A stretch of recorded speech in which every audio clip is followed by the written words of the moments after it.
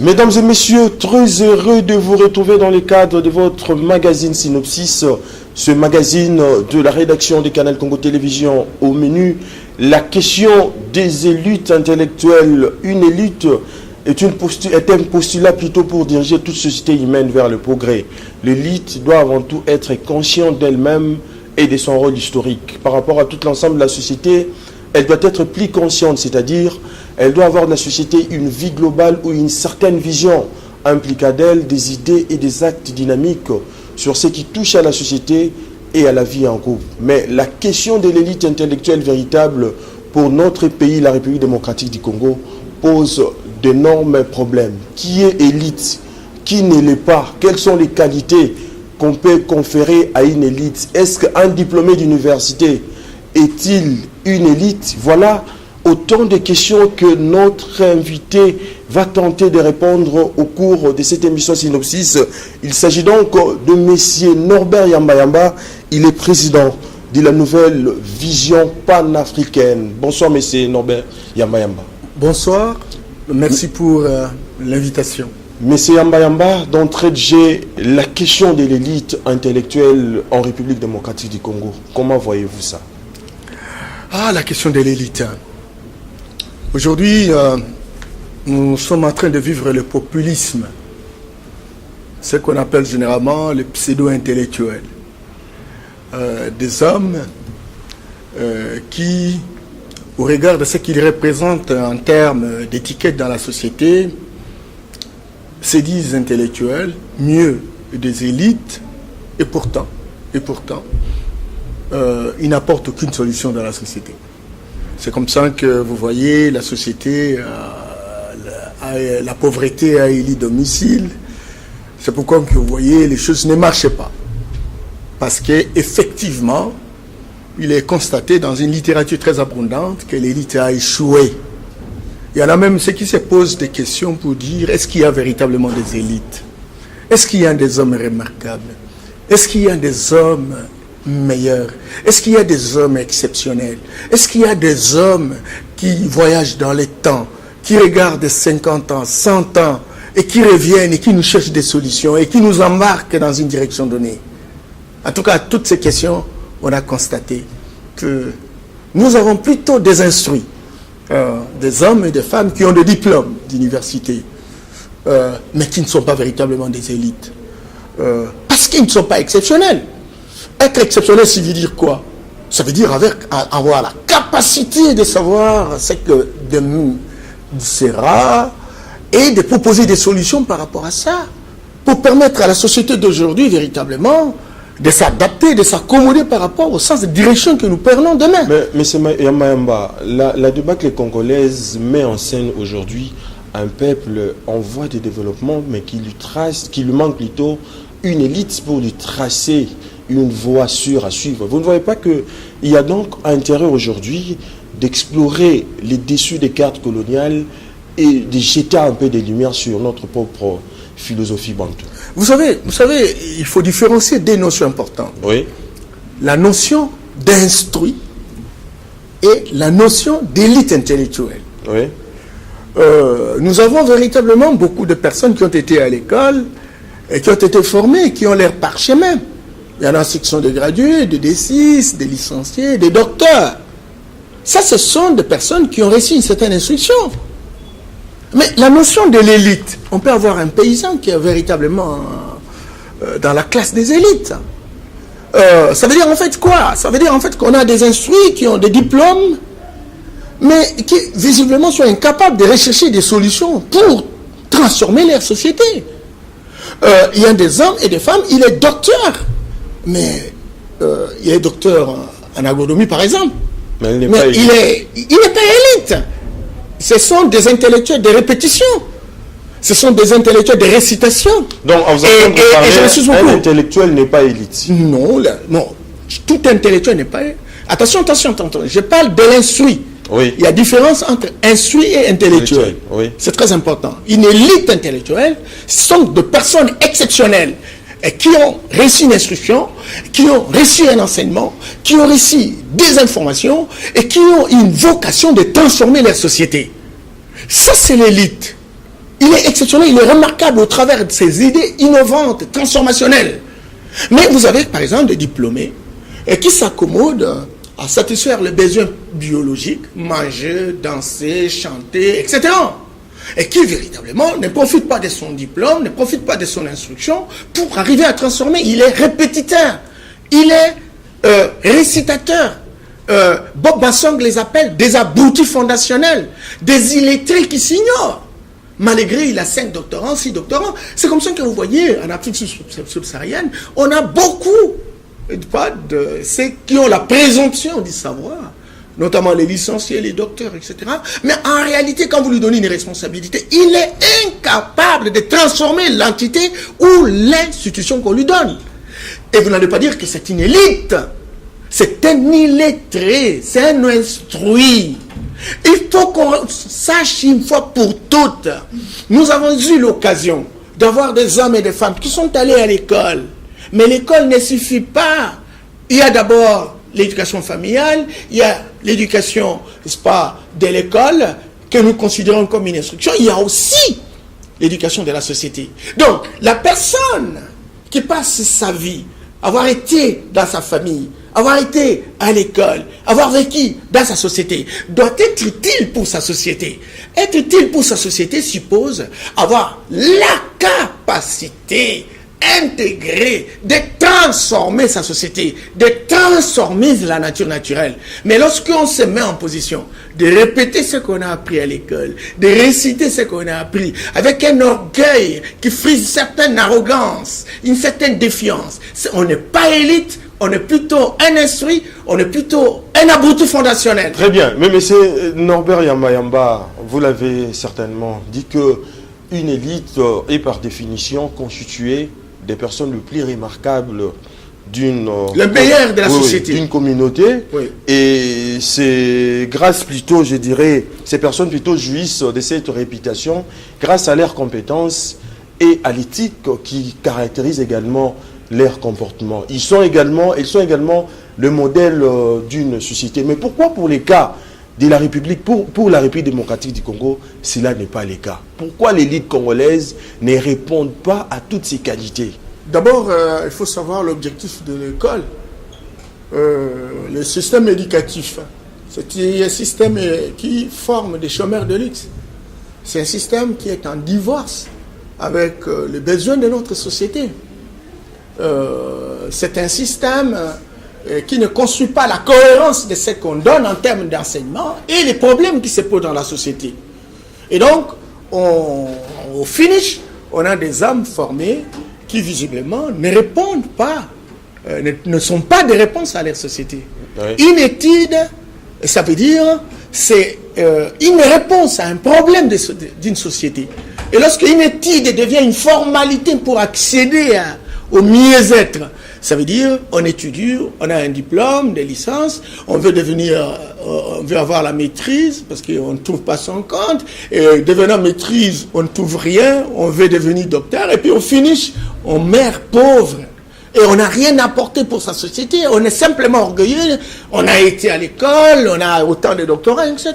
Mais lorsque vous regardez la capacité d'influence pour faire sortir sa société de point A vers point B vers point C, rien absolument. C'est comme ça que vous voyez une grande institution, on donne à un docteur de pouvoir la diriger, etc. Il est incapable, simplement parce qu'il n'a pas été formé, il n'a pas le caractère nécessaire pour transformer. Mais c'est moi, je ne suis pas convaincu. Parce que le problème sur lequel portent mes réflexions aujourd'hui tourne autour de quelques postulats. Tout d'abord, je suppose que tout changement dans le monde moderne n'est pas essentiellement l'œuvre du hasard. Il procède également de l'esprit créateur de l'homme. Voilà pourquoi je dis l'homme conçoit d'abord, puis matérialise et objective ses idées. Oui. Mais en conséquence, ceux qui s'abstiennent du travail de la conception ou les négligent les cas de nos élites aujourd'hui, est-ce qu'ils peuvent être appelés élites normalement? Ils ne le sont pas, parce que ce sont des abrutis fondationnels. Et quand je parle d'abrutis fondationnels, je partage la pensée de Bob Bassong, qui vous dit qu'un baobab, s'il n'a pas de racines, il tombe. Nous sommes dans une situation où nous n'avons pas de racines. nous n'avons pas une particularité. C'est que nous n'avons pas la maîtrise de notre environnement. Vous ne pouvez transformer la nature naturelle que lorsque vous avez des pieds sur terre. Or, ici, on nous amène des enseignements d'ailleurs. Nous n'avons aucune maîtrise de ce que représentent les enseignements de chez nous. Regardez. Vous allez par exemple dans un pays, dans une localité. Vous trouvez qu'on organise cette localité, les gens vivent de l'agriculture, de la pêche, la chasse, n'est-ce pas, etc. Mais on organise les enseignements parce qu'il faut avoir des diplômés. Et puis on organise la littéraire, la biochimie, la pédagogie, etc. Les jeunes gens qui sont formés dans ces milieux-là, ils ne sont pas intégrés leur milieu, parce qu'ils ne connaissent pas la chasse, ils ne connaissent pas l'agriculture, etc. Alors maintenant, ils ont un diplôme d'État, tout compte fait, il faut qu'ils quittent leur milieu pour venir migrer vers la ville. Oui. Et quand ils arrivent en ville, et nous l'avons parlé la fois dernière, que des relations sont organiques, il faut avoir des fonctions, il faut avoir des industries. Or, les industries n'existaient pas, et donc ces gens-là, non seulement ils n'ont pas une qualification, n'est-ce pas, pour faire un travail en ville, mais ils ne trouvent pas, ils ne sont pas en concordance, ils ne sont pas en cohérence avec leur environnement. En tout état de cause, ils deviennent une armée de chômeurs de luxe. Et donc, nous, aujourd'hui, nous avons des diplômés, et comme la tendance générale, c'est de dire étudier pour réussir sa vie, or, ce n'est pas étudier pour changer notre société. Ça, c'est un problème en termes d'objectifs, de ce que représente le système éducatif. Là, on porte un intérêt soudain. Eh bien, voilà. Regardez, nous avons... Moi, j'ai vécu, quand j'ai quitté Kisangani, vers Walikale, Bukavu. J'arrive à Lubuntu, et je trouve un guérisseur traditionnel. Ce guérisseur traditionnel, avec son couteau, où il faisait des interventions chirurgicales. Il pouvait faire même 200, 300 personnes par jour. Et lorsqu'il intervient, le soir, ça se cicatrise. Le matin, tu es debout et tu rentres chez toi. J'arrive à Kisangani, je fais une conférence à l'université, je demande aux pharmaciens et aux médecins d'aller voir la technologie utilisée. C'est pas par ce monsieur. Ils ont dit non, c'est la sorcellerie, etc. Voilà. Et ils ne pouvaient pas y aller parce qu'effectivement, c'est un sorcier. Alors, regardez. Lorsqu'à un moment donné, on a parlé des Agnélés, ils avaient une technologie où ils utilisaient le bâton, le petit bâton, oui. Comme téléphone. Kabeya est en Kinshasa, et puis bon, il prend le petit bâton, il téléphone. Kabeya, tu reçois. Comment il a eu ton numéro, on ne le sait pas. Et comment il t'a communiqué, ben voilà, donc c'est une force, une dimension, un génie, et qui véritablement est inspiré de notre environnement. Et quand on le fait, on dit non, c'est la sorcellerie. C'est la sorcellerie. Alors maintenant, quand on fait un téléphone, à iPhone, etc., on téléphone aux États-Unis, c'est la science. Or, tous ces Occidentaux, ils ont utilisé, n'est-ce pas, les génies de leurs ancêtres, etc., de leur environnement, et ils ont eu cette technologie. Aujourd'hui, regardez en Chine. En Chine, ils disent, mais écoutez, il faut que les gens soient des élites. Mais pour être élite, il faut être en concordance, en cohérence, en communication avec le génie. Voilà. Alors maintenant, qu'est-ce qui se passe? Ils ont commencé par chasser les pasteurs, voilà. Il faut la distraction. Donc le génie pour eux, c'est un être suprême. Un génie, oui, il y a des gens qui inspirent. Oui. Vous savez qu'aux États-Unis, il y a des rangers qui sont des mentalistes. Donc des génies qui remplacent, en fait, vous remplacez l'homme. Non, l'homme doit être inspiré de ce génie.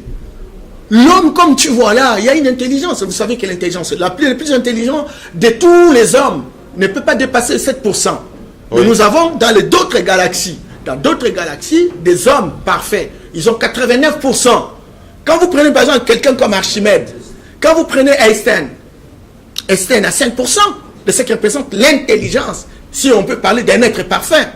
Mais quand vous êtes dans les autres galaxies, les hommes et les femmes qui nous inspirent de ce qui représente nos valeurs intrinsèques. Justement, M. Mayamba, vous parlez d'Einstein, ainsi de suite, mais vous, en tant que panafricaniste, j'aimerais que vous puissiez répondre à une question. Oui. Est-ce que notre passé philosophique précolonial ou colonial, bien évidemment, nous prédispose-t-il en nous affirmant des personnalités fortes, fières et dynamiques? Non, parce que nous avons été piégés. Premièrement, par la religion. Vous avez vu l'émission que nous avons suivies, etc. Des Congolais qui ont été à l'école, etc. En train de faire des historiettes. Donc pour vous, la religion avec les langues? La religion est venue, Dieu existe. Et nous, avant que le prêtre n'arrive, nous, on connaissait la religion. Oui. Il y a Nzambi Mpungu, chez les Tétés, là, c'est Onyan Shongo, etc. Nzambi Mpungu, etc. Donc, et pourquoi vous ne voulez pas de la religion? Eh bien, non. La religion telle qu'amenée par l'Occident, c'était un instrument de domination, de pénétration. C'est comme on nous a fait quoi? Comme m'a dit Karl Marx, c'est l'opium du peuple. Bien entendu, parce qu'en fait, chaque société, oui. Dieu a donné à chaque peuple de pouvoir transformer leur environnement. Mais ce peuple-là doit être inspiré par les génies de leur environnement. C'est très important. Oui. Et donc, quand on vous dit que vos génies sont des diables, sont des satanistes, et que si vous êtes en communication avec, vous allez en enfer, c'est très clair que vous ne pouvez pas être en communication avec eux. Donc, il faut imiter ces gens. Et ils viennent, et bon, on commence. C'est notre religion, c'est notre sauveur, c'est notre prophète qui représente tout le monde, etc. Et il faut le suivre. Or, ce sont leurs ancêtres. Nous avons nos ancêtres aussi. Nous avons nos ancêtres. Dieu est juste. Tu vois? Et donc, nous avons suivi ces ancêtres-là et ils nous ont minimisé. Regardez, je me suis beaucoup. J'étais avec un ami français. Nous étions à Baïndombe. Oui. On a trouvé un prophète qui était en train de retirer tout ce qu'il voyait comme statuettes, etc. aux gens. Et mon ami me dit, mais Norbert, qu'est-ce qui ne va pas? D'ailleurs, Norbert, ce n'est pas un nom de mes ancêtres, c'est un nom importé. Et on nous a soumis vraiment dans cette logique de robotisation, quand cela ne tient. Mais il m'a posé la question en disant, mais est-ce que tu trouves normal? On vous a tout arraché pendant la colonisation. On a tout pris. Quand vous allez à Tervuren, vous allez trouver tout ce que vos ancêtres détenaient, qui était une puissance pour transformer votre environnement. Et on vous a enseigné d'autres choses. Et des petits garçons comme ça viennent au nom d'une religion, je ne sais pas quoi, etc. pour dire, arrachez tout, il faut brûler parce que c'est diabolique. Une aliénation mentale. Eh bien, une aliénation mentale, et ça va nous poursuivre pendant longtemps. C'est comme ça que vous voyez, nous avons autant de docteurs, mais il n'y a pas d'élite. Nous avons autant de licenciés, il n'y a pas d'élite. Simplement parce que nous ne sommes pas encore réconciliés avec nos ancêtres, nous ne sommes pas encore réconciliés avec le génie de nos ancêtres. Je vous ai donné l'exemple des rangers américains qui sont des mentalistes. Et quand ils se concentrent, il sait voir qu'au Congo, à ce moment, à la minute, il y a Edi Kabeya qui est en train d'animer l'émission, à tel endroit. Même s'il faut envoyer le missile balistique, ça va tomber sur Kabeya. Mais il n'a pas été faire une formule. Mais c'est justement, le Congo, notre pays, peut-il aujourd'hui sauvegarder une telle personnalité, quel qu'en soit, en adoptant en bloc les acquis de la science et de la technique?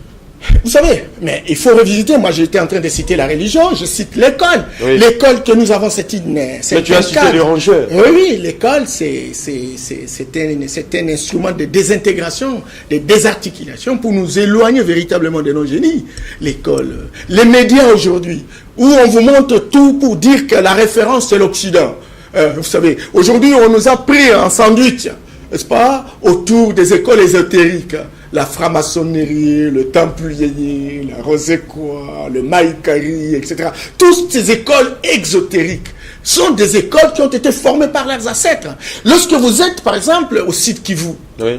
Chez les Bariga, il y a Itimbir et il y a ce qu'on appelle Kitimbi, comment on dit, le Kitimbiri, où on initie les hommes à l'âge, à un certain âge, pour qu'ils puissent véritablement être en communion avec les ancêtres, pour qu'ils puissent devenir véritablement un homme. Il y a beaucoup d'écoles dans toutes nos communautés, dans toutes nos tribus, etc.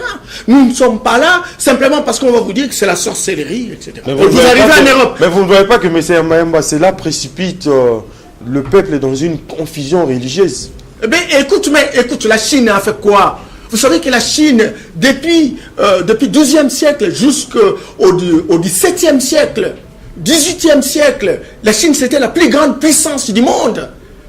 Et avec l'avènement de la religion occidentale, etc. La donc Chine, pour vous, M. Mayamba, oui. La floraison de la religion est à la base de la faillite de l'élite congolaise. Ah oui, parce qu'on veut qu'on attende un Dieu qui va véritablement exaucer nos prières, etc. Et non comme ils ont raison. Eh bien, écoute, Mais cette inspiration, il faut une connexion. D'abord, il faut découvrir Oui. comment on peut entrer en connexion véritablement avec ses ancêtres, avec les esprits. C'est très important. Le grand problème, c'est que nous, il faut prier à longueur de journée. Il y a même des gens qui pleurent lorsqu'ils prient, etc., croyant qu'il y a un Dieu, encore que le Dieu qu'ils prient ne connaît même pas sa langue, etc. Et donc, il est là, au fil de temps, à longueur de journée, en train de prier, de pleurer, etc., pour qu'on puisse lui donner la possibilité. Or, il y a même des hommes et des femmes qui ne vont pas à l'église, etc., qui vivent mieux que ceux qui vont véritablement à l'église. Ça veut dire quoi? Ça veut dire en fait que nous nous sommes trompés d'adresse. Au travers de la religion, au travers d'une école de désintégration, et ils ont la capacité. Je me rappelle bien, j'étais en Belgique et on faisait un TP à Namur et j'avais un collègue. En fait, moi, je suis entré dans une bibliothèque. J'étais en train de pouvoir copier un peu. C'était sur les poissons. Et mon ami me prend. Il dit non, allons vers la mer. Oui. Et on y est allé. Lui, il a fabriqué sa boîte de tomates et il envoie. Il prend même la température de l'eau, il prend, et au laboratoire, il regarde quel type d'espèce de poisson qu'il y a dans l'eau. Mais moi, j'étais en train de prendre ça à la bibliothèque. Tout compte fait, lui fait un rapport où, sur base d'une expérience, d'une recherche-action faite, n'est-ce pas? Et bon, voilà, il a le résultat. Mais moi, j'ai mes résultats parce que j'ai fouillé la bibliothèque. Vous voyez? Donc, lui, il est en communion avec son environnement. Moi, je ne suis pas formé pour transformer mon environnement. Je ne suis pas formé pour connaître mon environnement. Simplement parce qu'on a été bloqué. C'est comme ça que vous voyez, lorsqu'il y a Ebola, oui. Au lieu que nos pharmaciens, au lieu que nos médecins, parce qu'ils répètent à longueur de journée les connaissances qu'ils ont eues et qui ont été pondues par les étrangers. Et lorsqu'ils y répètent et qu'ils ne trouvent pas, s'il y a quelque chose exceptionnel qui n'est pas dans la droite ligne de ce qui existe, il est incapable d'inventer, il est incapable de savoir dans cette superbe végétation des feuilles qui peuvent véritablement... Mais il faut une assistance technique. Eh bien voilà, il faut une assistance technique. C'est très clair. Or, Dieu ne peut pas accepter Dieu, c'est-à-dire l'énergie débordante qui contrôle le monde et qui a fait que le monde soit ce qu'il est, ne peut pas faire un environnement si cet environnement n'a pas les possibilités d'avoir des réponses par rapport aux problèmes qui se posent dans cet environnement-là. Et donc, au lieu que nos pharmaciens regardent les feuilles, font des exercices de laboratoire pour savoir quelle est la feuille qui correspondrait à telle maladie, rien, ils préfèrent aller à la médecine tropicale en Belgique pour dire il y a un problème chez vous et chez nous, des Ebola, etc. Voilà! Donc c'est un pharmacien répétiteur, récitateur, un abruti fondationnel qui croit avoir le privilège justement d'être intellectuel. Mais l'assistance technique telle que nous venons de l'évoquer, c'est quand même l'expression d'une volonté politique. On peut ou ne pas recourir à l'assistance technique. Mais vous ne voyez pas que c'est la classe dirigeante qui doit chercher à solutionner ces problèmes. Tout à fait. C'est comme ça que, vu l'ampleur du problème, vu la gravité de ces problèmes, parce que nous avons été bloqués par la religion, par l'école, par les médias, par l'exotérique, on nous a amené des ONG, etc. Vous voyez ce qui se passe à la radio, à la télévision. Vous voyez comment même, il faut regarder dans les réseaux sociaux, dans les YouTube, etc. Même nos filles deviennent nues, etc. Simplement parce qu'il faut aider, imiter l'Occident, etc. Ça, c'est leur culture. Oui. Alors maintenant, au lieu maintenant de s'inspirer véritablement de notre culture pour faire des choses, rien du tout. Alors maintenant, si l'on voudrait vraiment s'en sortir, il faut qu'il y ait des dirigeants qui ne sont pas qui sont spécialistes de la non-spécialisation. C'est-à-dire des dirigeants qui ont la capacité de transformer, qui voyagent dans les temps, 50 ans, 100 ans, et qui savent, par exemple, qu'en 2100, on aura 400 millions d'habitants au Congo. On fait comment? Dès lors que nous avons, par exemple, 80 millions, nous ne savons pas donner l'électricité, nous ne savons pas donner l'eau. Alors maintenant, on fait comment aujourd'hui? Quel type d'électricité faut-il donner? Justement, on s'inspire des assets et on met en place de l'électricité qui correspond à Mayamba. Nous acheminons plutôt petit à petit vers la fin de cette émission. J'aimerais que vous puissiez me répondre. Quelle qualité qu'on peut conférer à une élite? La qualité qu'on peut conférer à une élite, d'abord, intègre. L'intégrité. L'intégrité. Oui. Créativité. Imaginatif. Avec des innovations. Des gens qui sont capables de déplacer les montagnes. On trouve que la solution est difficile, mais lui, il a une autre alternative. Il a une autre, au service de sa communauté. Il s'oblige soi-même. Mais il travaille à longueur de journée. Pas pour une euphorie de jouissance. mais c'est pour chercher des alternatives pour son peuple, pour sa communauté. Et on a besoin véritablement de ces hommes-là qui se multiplient. Et là, sincèrement, il faut qu'il y ait plus de techniques et de politiques. Aujourd'hui, il y a trop de politiques et de techniques. Or, on a besoin véritablement de techniques. Parce que la technologie, c'est ce qui fait véritablement l'augmentation des richesses à l'Occident. Mais maintenant, pour en arriver là, vous ne voyez pas que la nouvelle élite congolaise doit quitter non, il n'y a pas d'élite. Les sentiers bâtis par la génération des déracinés. Oui. Même s'il n'y a pas d'élite, mais il y a quand même... Parce que quand vous parlez qu'il n'y a pas d'élite, mais il y a quand même des gens qui ont pu apporter une certaine émergence dans la société congolaise, sur le plan politique, sur le plan économique, oui, ils ont social tenté, également. Ils ont tenté, mais ils n'ont pas présenté une offre politique alternative. Vous voyez, nous avons par exemple dans l'histoire... Donc pour vous, tous nos présidents ont failli aller en Russie. Non, Lumumba, il est mort pourquoi? Kimbango est mort pourquoi? Des gens comme Modibo Keïta sont morts pourquoi? Kwame Nkrumah pourquoi? Sékou Touré pourquoi? Ils avaient des propositions. Léopold Sédar Senghor. Non, Senghor, c'est un occidental. C'est un occidental. Il a des solutions françaises. Mais il a dit un certain nombre de choses pour lesquelles nous lui restons très reconnaissants, etc. Mais quand vous prenez des gens comme Cheikh Anta Diop, oui. Hein, des gens comme Théophile Obenga, des gens comme Bomba Sang, des gens comme Aziz Fall au Sénégal, etc. Donc ce sont des hommes et des femmes, des gens comme Yamba Yamba au Congo, ça c'est évident. Et donc vous avez des hommes qui ont la puissance du savoir, oui. Et qui ont la puissance de la connaissance. Et ces gens-là doivent dire ce que la société véritablement devra faire, donner un sens de direction, hein, pour que la société se redresse. Et c'est pas donné à tout le monde. Et il faut travailler à longueur de journée. Et il faut éviter de trop dormir, il faut éviter de trop danser, de trop chanter, il faut éviter véritablement la jouissance, il faut sacrifier véritablement son avenir. C'est comme ça que vous voyez des gens comme Etienne Tshisekedi prendre tout son temps, il ne sort même pas dehors. Oui. C'est justement pour être en concordant, en communion avec les esprits, pour avoir du génie de manière à chercher des alternatives qui lui permettent de visualiser la société et de booster la société. Et ça, c'est un des grands défis en Afrique. Donc pour vous, Etienne Tshisekedi est une élite? Non, mais Etienne Tshisekedi c'est une élite, c'est un esprit. Imaginez-vous un homme qui vient, qui amène un message, qui persiste sur un message, et il y a une zone d'influence sur les autres, et les autres continuent. Le président Mobutu. Oui. Non, le président Mobutu est charnel. Etienne, il est spirituel. Mais lui, il a su quand même sauvegarder l'unité du pays. Bien entendu, ça, ce sont des recettes élémentaires. Nous parlons de la transformation. Mais l'élite, c'est pour l'émergence d'une société. Mais c'est l'émergence d'une société. Sur 10, vous avez un point, vous dites non, on a réussi. C'est ça un peu la construction de l'élite à la zaïroise. Parce qu'il faut faire la comptabilité. Vous avez par exemple, sur 10, vous avez un point, vous avez échoué.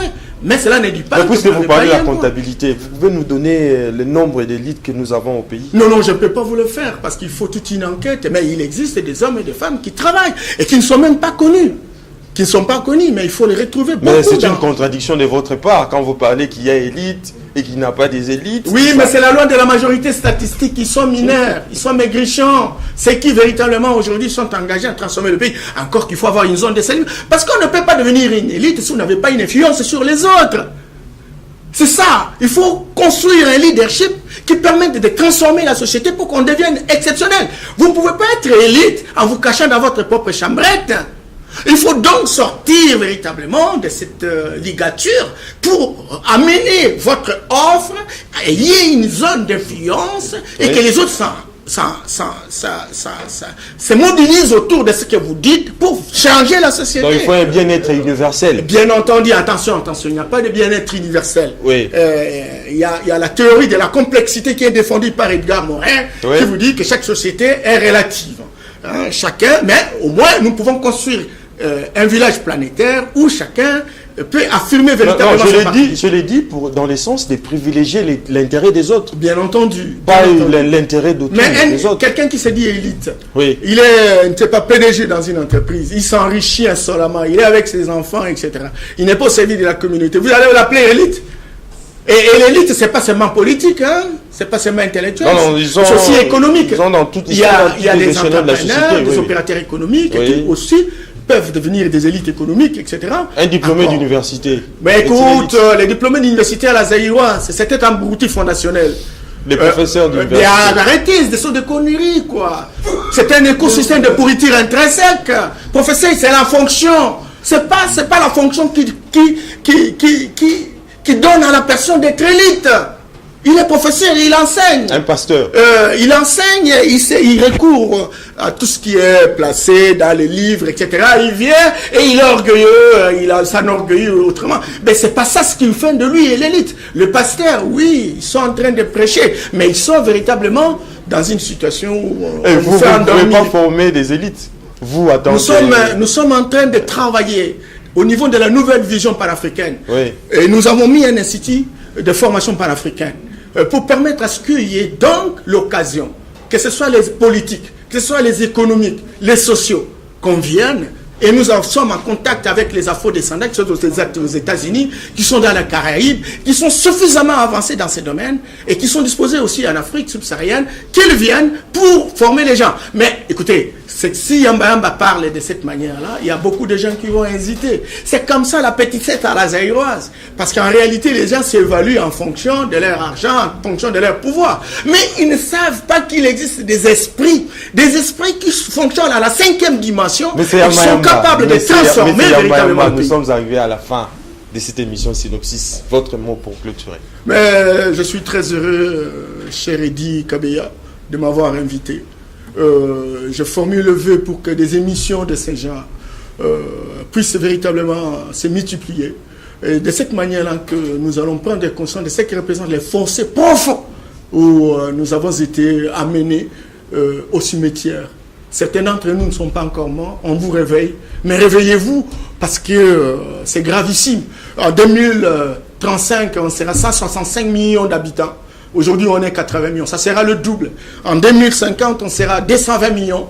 Et en 2100, on sera 400 millions. On va faire comment s'il n'y a pas de nouvelles solutions? Si on va continuer à imiter, à copier l'Europe, l'Occident, etc., dans les différents secteurs de la vie nationale. Il faut qu'il y ait des génies qui véritablement se battent à longueur de journée pour créer des offres, des nouvelles offres, pour permettre véritablement ce que notre accord. Il faut qu'il y ait des dirigeants qui croient à ces génies et qui croient à la vocation panafricaine, et le moment viendra où nos pays seront dirigés par les panafricanistes. Et c'est là qu'on va véritablement poser un premier pas, et le premier pas a toujours été le plus long. Eh bien, je crois que votre appel sera attendu par les autorités qui veulent qu'il y ait un changement en République démocratique du Congo. Nous sommes arrivés à la fin de cette émission Synopsis. Merci d'avoir suivi.